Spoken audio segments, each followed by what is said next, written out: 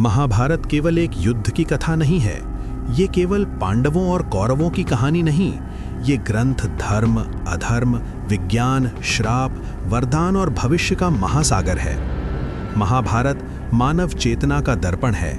ये धर्म और अधर्म के बीच का युद्ध है। ये विज्ञान और आध्यात्म का संगम है। ये अतीत नहीं, ये भविष्य है। जिसे हम आज इतिहास कहते हैं, वो महाभारत में पहले ही लिखा जा चुका था।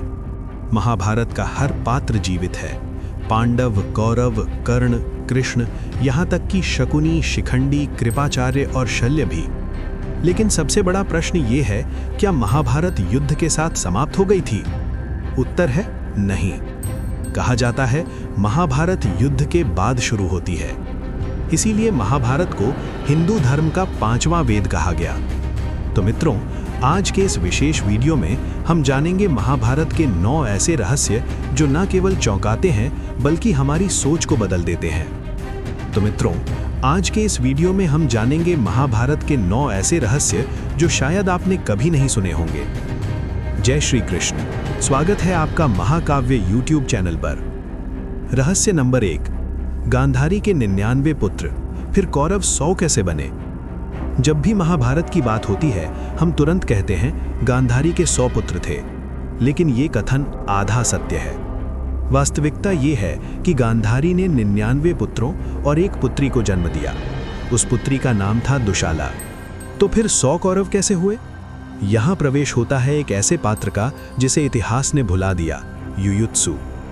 युयुत्सु धृतराष्ट्र और एक दासी का पुत्र था। धृतराष्ट्र ने उसे स्वीकार किया, लेकिन कौरवों ने नहीं। युयुत्सु वही व्यक्ति था जिसने द्यूत सभा में द्रौपदी के अपमान का विरोध किया, और वही युयुत्सु महाभारत युद्ध में पांडवों की ओर से लड़ा। इस प्रकार 99 पुत्र प्लस युयुत्सु बराबर 100 कौरव और एक बहन दुशाला। ये रहस्य हमें सिखाता है, जन्म नहीं, धर्म तय करता है कि आप किस ओर खड़े हैं। रहस्य नंबर 2, क्या सच में वेदव्यास महाभारत के लेखक थे? आज भी स्कूलों में पढ़ाया जाता है महाभारत के लेखक वेदव्यास थे, लेकिन ये पूरा सच नहीं है। महर्षि वेदव्यास महाभारत के रचयिता नहीं बल्कि वक्ता थे। उन्होंने महाभारत की कथा बोली थी, लेकिन उसे लिखा भगवान गणेश ने। भगवान गणेश ने शर्त रखी, मैं तभी लिखूंगा जब आप बिना रुके कथा कहेंगे। और वेदव्यास ने शर्त रखी, आप तभी लिखेंगे जब हर श्लोक समझकर लिखेंगे। ये कोई साधारण लेखन नहीं था, ये दिव्य अनुबंध था।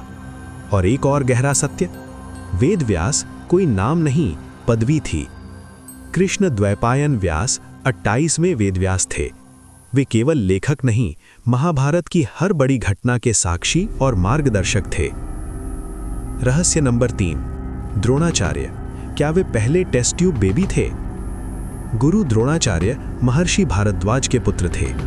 महर्षि भारद्वाज अपने समय के महान वैज्ञानिक, चिकित्सक और तपस्वी थे। एक दिन गंगा स्नान के दौरान उन्होंने अप्सरा घृताची को देखा। उस क्षण उनके तेजस्वी वीर्य का स्खलन हो गया। उस युग में वीर्य को केवल शरीर का तत्व नहीं, जीवन ऊर्जा माना जाता था। महर्षि भारद्वाज ने उसे एक द्रोण यानी कलश में सुरक्षित रखा। उसी से जन्म हुआ द्रोणाचार्य का, इसलिए उन्हें द्रोण से उत्पन्न कहा गया। आज जिसे हम टेस्ट ट्यूब बेबी कहते हैं, उसका सिद्धांत महाभारत काल में मौजूद था। रहस्य नंबर 4, अर्जुन बनाम बब्रुवाहन, पिता पुत्र का युद्ध। अर्जुन का विवाह मणिपुर की राजकुमारी चित्रांगदा से हुआ। उनसे एक पुत्र जन्मा, बब्रुवाहन। अश्वमेध यज्ञ के दौरान अर्जुन का घोड़ा मणिपुर पहुंचा। बब्रुवाहन ने घोड़े को रोक लिया। दोनों एक दूसरे को नहीं पहचानते थे। युद्ध हुआ, भयानक युद्ध, और बब्रुवाहन ने अर्जुन का वध कर दिया।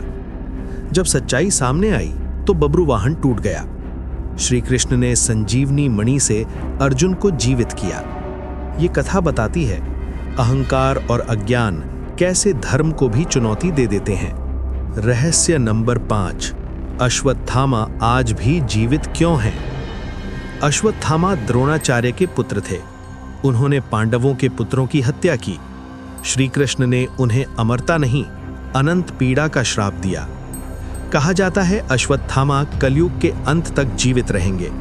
और जब भगवान कल्कि अवतार लेंगे तब अश्वत्थामा धर्म युद्ध में उनका साथ देंगे। वो इन 8 चिरंजीवियों में से एक हैं जो आज भी पृथ्वी पर हैं। रहस्य नंबर 6, क्या ब्रह्मास्त्र परमाणु बम था? ग्रंथों में लिखा है, ब्रह्मास्त्र के प्रयोग से आकाश जल उठा, धरती कांप उठी, हवा जहरीली हो गई। मोहनजोदड़ो की खुदाई में कुछ कंकालों पर रेडिएशन जैसे प्रभाव पाए गए। ये प्रश्न आज भी जीवित है। क्या ब्रह्मास्त्र प्राचीन परमाणु हथियार था या ये मानव से परे कोई दिव्य शक्ति थी? रहस्य नंबर 7, पांचजन्य शंख केवल शंख नहीं, ऊर्जा स्रोत। श्री कृष्ण का शंख पांचजन्य कहलाता था।